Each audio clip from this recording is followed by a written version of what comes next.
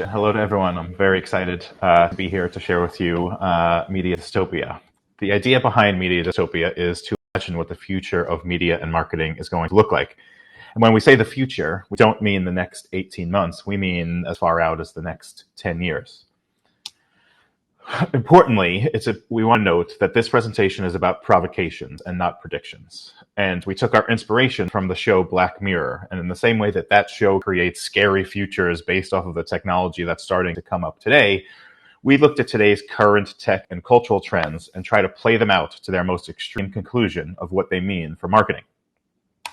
Because we were inspired by a TV show, we actually break our visions down into episodes, and each episode fills within a season. And I'm going to share actually elements of our third season.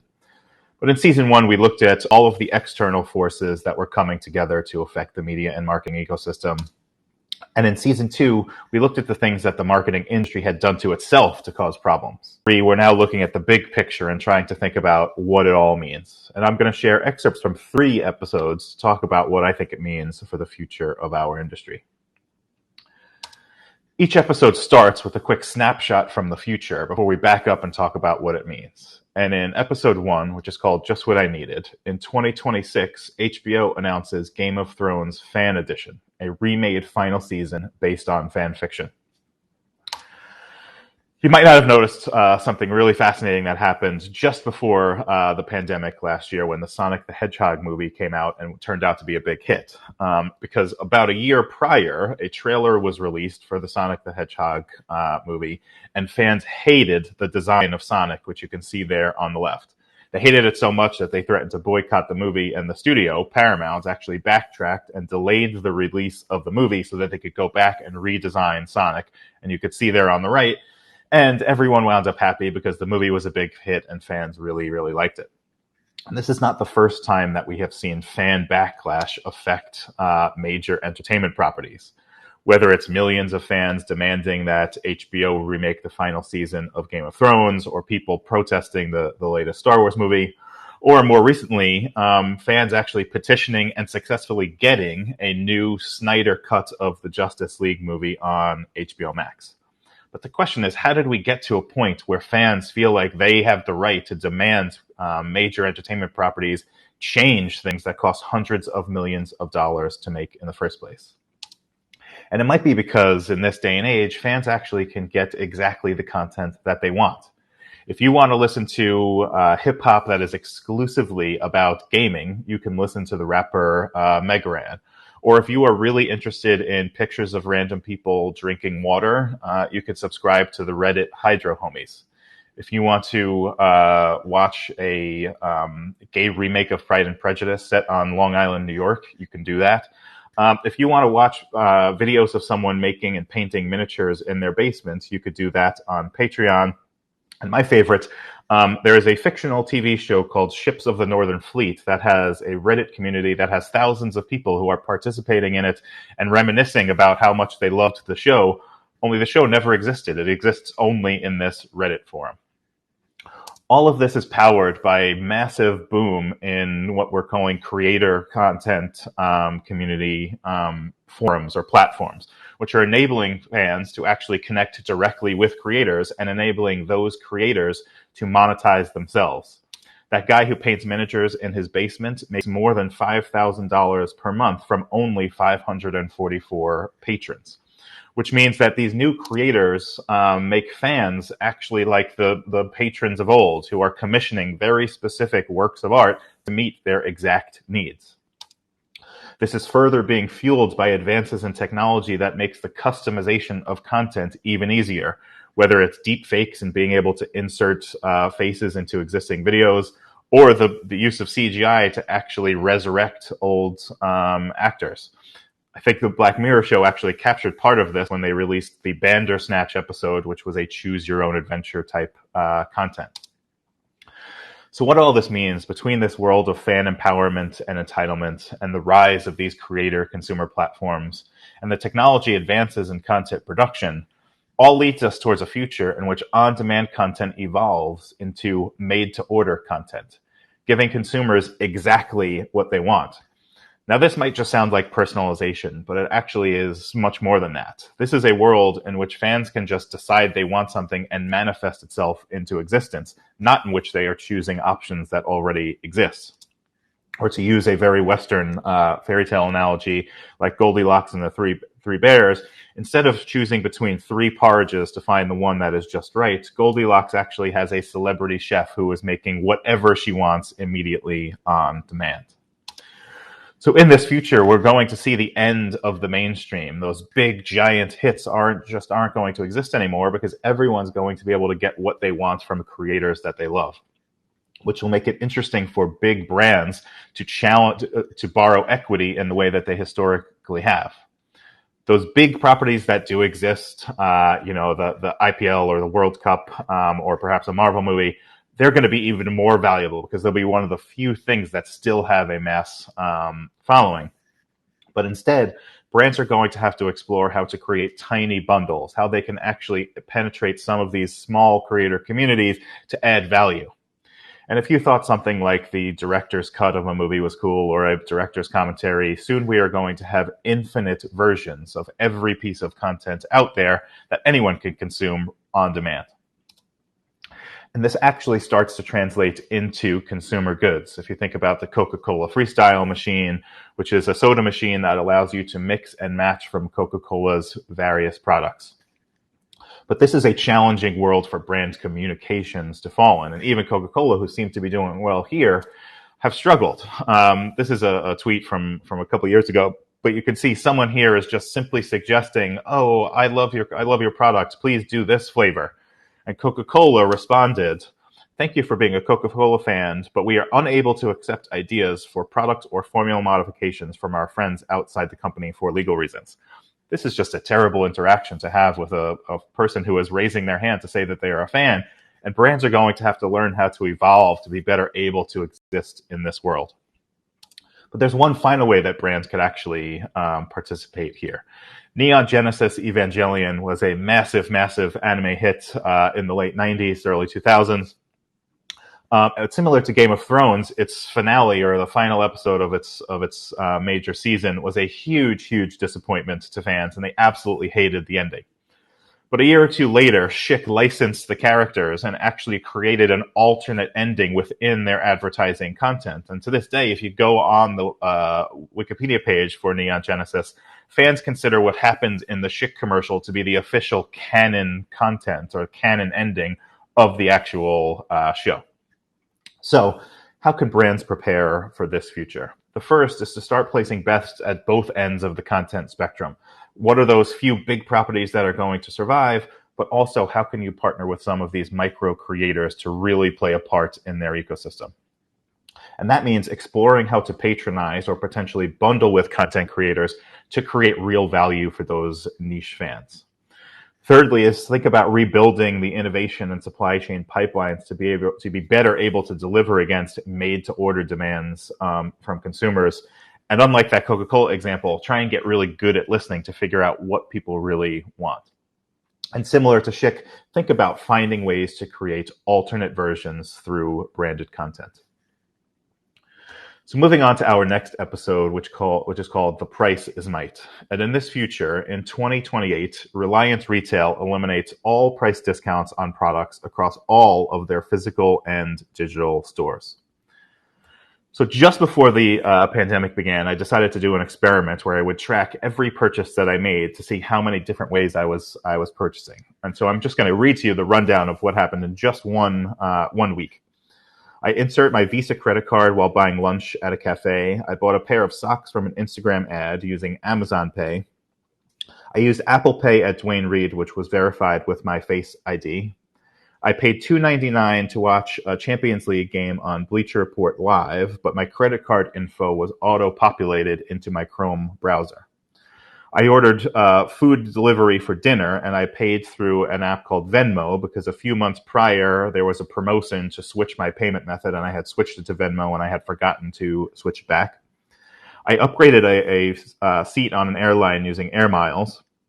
I put my credit card down at a bar tab, and then I received digital payments from 3 other people who were at the bar with me. I used an app called Curb to pay a taxi from the back seat on my mobile phone. I bought my wife a gift at an Etsy pop-up where my card was authorized through Square. I told Alexa to order more dog treats, and I don't even know which credit card was charged for that. I actually bought this t-shirt from a UK e-commerce company, and I paid using PayPal.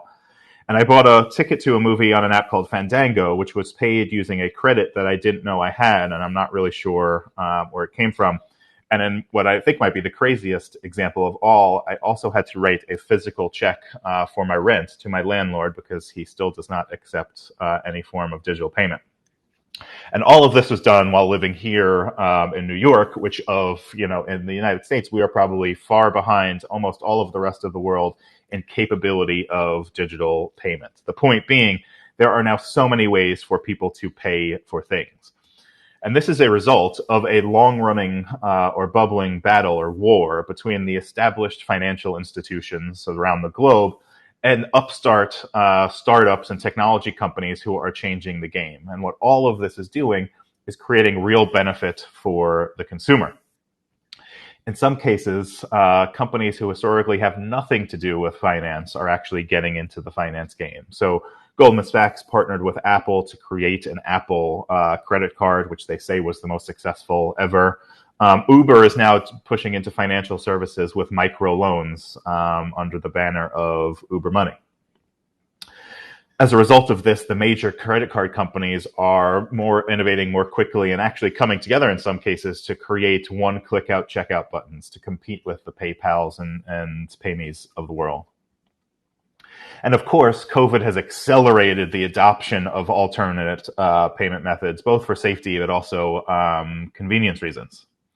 But all of this, while also making payments frictionless consumers, is also adding extra benefits, like the ability to very, very easily send money across borders, or security, as biometrics will be used to verify $2 trillion of payments by 2023, which is up from a fraction of that in 2019. And then you have the personal finance hacks. Honey is a Chrome browser plugin that when you are checking out from any e-commerce platform will go and scour the World Wide Web to find a promo code for the exact item that you are buying so that you can get a discount. And the Do Not Pay card is a credit card that you can use when signing up for free trials for things, which will automatically cancel that free trial when the free trial period runs out, so you don't wind up with that ongoing, unwanted, recurring charge on your credit card. Add all to this the fact that payments themselves are becoming their own media platforms. Here we have Venmo, where once you pay and send money to each other, you can actually see how your friends are sending money to others of your friends with a nice little cute emoji accompanying it. Or you have Pinduoduo in China, which is taking commerce and basically making it a social platform and making it so that if I opt in to purchase something, the more of my friends who also opt in to buy that item, we all will get a discount. So what this is leading towards is between the increasing number of ways to buy and pay and the merger of media and payment and the big burgeoning idea of a self-sovereign digital identity for every consumer, is leading to a world where pricing power sits directly in the hands of the consumer. So imagine a future in which you pay for something using some sort of biometric, whether it is your face being scanned or your thumbprint, while an algorithm in the background calculates for you exactly the best way to pay, sourcing from all of your payment platforms and credit cards or airline miles to get you what would actually be the best possible cost for that item. But in this future, cost can be beyond just how much you are actually paying, such as the Deconomy card, which factors in the climate impact of every purchase that you make and actually sets a limit on your carbon footprint for each month. And once you hit it, won't let you make any more purchases that month. Or one of my favorites, the Cadbury store in London, which did not accept cash. It only accepted good deeds. So this item costs talking to an older person about their favorite music, and you can purchase that specific bag of sweets. So in this future, we will see the slow death of price promotions as they become less relevant for consumers who are able to get the best price from various places. But importantly, payment method will become a foundational aspect of audience planning. I saw some of the panels earlier talking a lot about the precision marketing approach, and a big part of that is going to be exactly how each individual consumer intends to pay for our product or service. And because of this, payment ease will be a major driver of consumer choice as consumers opt out of brands that don't make it easy enough. But the challenge for all of this is that these layers of disintermediation are going to squeeze margins for brands as more and more players come in and make things easier for consumers, but all are going to want a little bit of slice of the pie. Which means that revenue management will need to start happening at an individual level as we look at each individual consumer and decide how much we want them to be able to pay for our product. But what this might lead to is a world in which we can have proper variable pricing. So you can pay different things depending on what your actual payment method is, which is already burgeoning and growing in the space. It's huge in travel, obviously, as the prices for flights and hotels fluctuate. But we're starting to see it more in industrial, like Bayer, crop science. Disney is now doing variable pricing to be able to skip the line at their theme parks. And of course, Uber, being the ultimate example, has trained us all to accept things like surge pricing, that sometimes we just have to pay more because there is more demand. Now imagine this starting to bleed into all kinds of other industries. So how can brands prepare for this future? The first and most important is to obsess over making payment as easy as possible. Whether you are a D2C brand or a brand that is working with retail partners, you want your brand to be the one that is the easiest to possibly pay for. Second is diversify the purchase-based data to account for the full range of payment methods. Often our own internal biases default to however we prefer to pay, but because it's getting more and more diverse, we need to focus on all of the different types of people and all of the different methods that they may have. Third is avoid the discount and start reimagining your promotional mechanisms to be able to go beyond price. And lastly, mitigate that future margin squeeze by building incidental loyalty, circumventing that payment disintermediation, and most obviously, building your brand. Our final episode for today is called Endgame. And in this snapshot from the future, it's 2040, and half of today's top 100 global brands either cease to exist or subsist solely on the scraps discarded by the other half of the brands. So the entire exercise of media dystopia has really been trying to answer the question of what comes after modern marketing. And to answer that question, we need to take a step back and think about what came before. Because I think we could break down the marketing into two ages. We had the classical marketing age, which dates back all the way to news readers in ancient times, which was all about big, insightful brand messages, finding the thing that we can say to the most number of people at the same time to motivate some sort of behavior. And more recently, we moved into the modern marketing age that has been largely characterized by targeting and personalization, as people are incorporating more data to send out more micro messages to individuals. But over the last couple of years, we've seen a lot of tension between these two ages. And a number of big brands such as P&G and Adidas have actually decided that they don't want to live in the modern marketing, or they want to hedge and head it back a little bit to embrace the classical marketing age. And that's because the other major characteristic of these two ages is defined by what we think we can know. In the classical marketing age, there was a shared uncertainty where everyone was not totally sure of exactly who we were talking to and exactly how effective we were being. While the modern marketing age is really defined by a strive for certainty. If you think about the language that we use, like precision or data-driven or the single source of truth, it's all about knowing exactly what we are doing, exactly who we are talking to, and exactly how well it works. But if anyone is a viewer of The Good Place, you will know that striving for absolute certainty in anything will lead you to a very bad place. But even more beyond that, I would question whether it's even possible, because while we are striving for certainty, what's actually happening in the media world around us is making certainty even more impossible than it ever was. And that's because there's no certainty in how people are going to be consuming media and what they're going to be consuming. As more and more consumer media consumption shifts towards niche, not ad-supported properties, which makes a number of our potential consumers completely unreachable via advertising. There's also no certainty in what their way into the media world is going to be, because their lives are increasingly dominated by big ecosystems. Those ecosystems can sometimes be big franchises like Marvel or Fortnite, or sometimes will just be the platforms through which they access everything, whether that is WeChat or Apple or Android or Amazon. And even after we speak to them, there's no certainty in how they're going to transact with us, as we saw in that last episode. When consumers have so many options for how they are actually going to pay and interact with us, they have all of the power. And there's also no certainty in what media channels or platforms are even meant to do.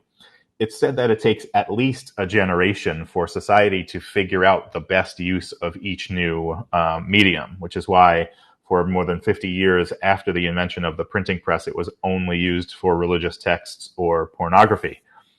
So think about how early we are into the modern marketing age, or the age dominated by the mobile phone, and recognize that consumers themselves are still figuring out what the best use of this new medium might be, considering that it is both a consolidation of and a replacement for all of the media that came before. So it's a little hubristic for us as marketers to think that we can figure it out before they have even decided. So what all this means, between the negligible opportunities to reach people en masse and consumers being confined to those finite sets of ecosystems, plus the infinite means of consumer interaction and transaction, and ultimately media formats being embraced for their intrinsic ability and not reach, leads to a future in which postmodern marketers dominate the media dystopia by embracing and thriving in uncertainty. And I think how they're going to do that is by throwing out the old adage of fewer, bigger, better, and replacing it with a new saying, which is bolder, faster, more. Because in a world where consumers have infinite choice, both in what they are consuming and how they are interacting with us, we need to be placing our bets on more options. And we also need to be discarding some of the legacy things that we have tried to bring forward from the classical marketing age. The biggest of those legacy things is how we define our target audiences. We still in this class, in the modern marketing age, have been trying to start with a ideal definition of what our design target audience is. And then when we personalize and get into segments, we're still trying to bucket people into some sort of bucket.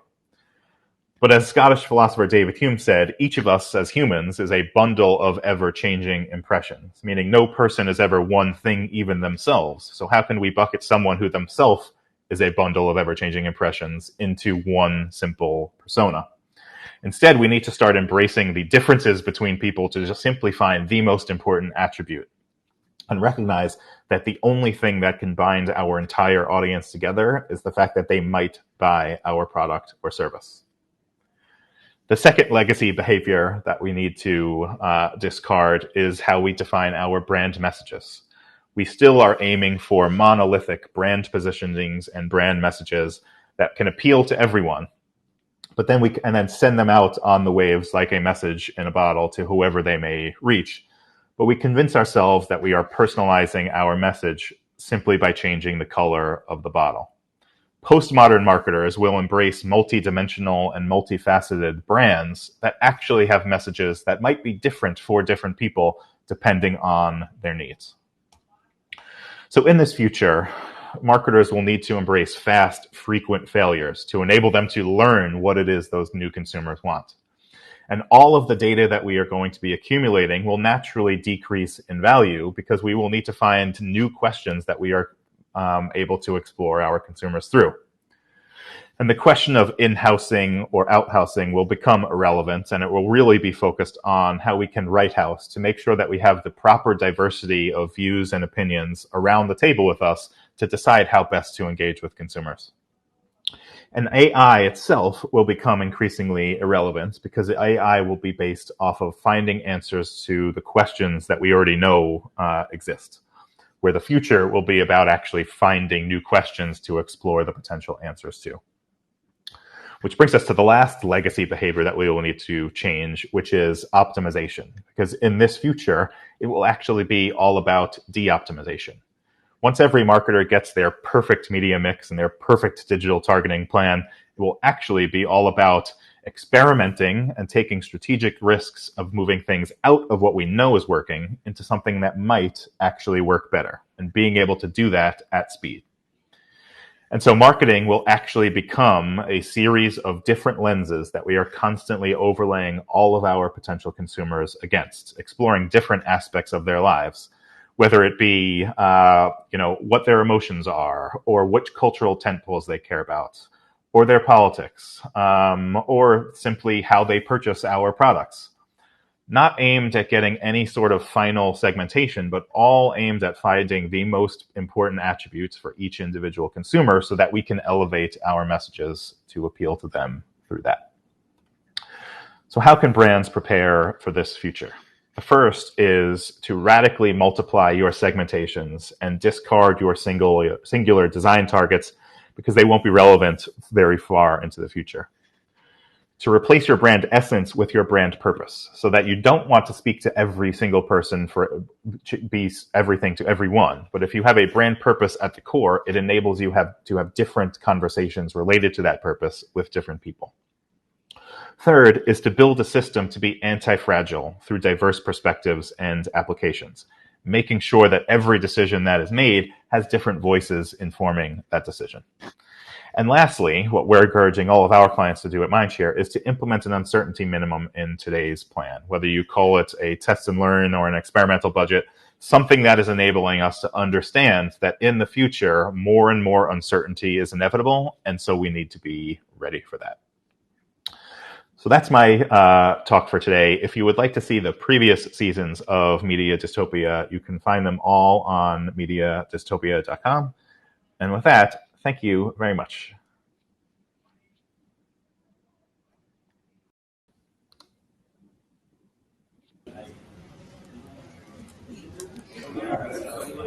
Well, those were some really great insights and key takeaways. I'm sure the audience loved being a part of it. Thank you, Mr. Joe, for taking time out to join us today. We truly appreciate it.